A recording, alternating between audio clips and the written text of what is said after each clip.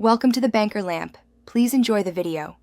In this video, I will explain how to report withholding tax. Withholding tax is essentially an advance payment of income tax, deducted by an employer from an employee's gross pay. This amount is then remitted directly to the government. It ensures that tax liabilities are met throughout the year, rather than in one large sum. This system applies to many forms of income, including salaries, wages, and even certain non-wage payments like interest. As an employer, your primary responsibility involves collecting essential tax information from your employees, typically through forms such as the W-4. Based on the information provided, you calculate the precise amount of tax to withhold from each paycheck. These withheld funds must then be remitted to the relevant tax authorities on a scheduled basis, often quarterly or monthly. Maintaining meticulous records of all these transactions is absolutely vital for compliance and potential audits. Reporting withheld amounts involves several key forms.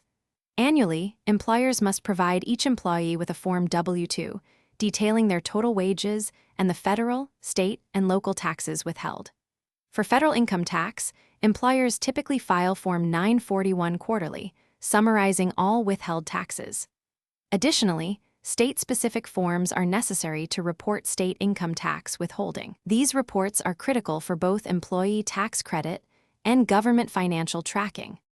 To avoid common withholding errors, always double-check your calculations to ensure accuracy, preventing both under- and over-withholding.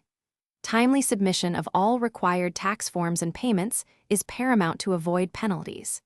It is also a best practice to maintain detailed records of all payroll and tax transactions for at least 7 years. Finally, regularly reviewing tax laws and regulations will help you stay compliant with any changes, ensuring smooth and accurate reporting. Thanks for watching. If this was helpful, leave a like and consider subscribing. See you next time.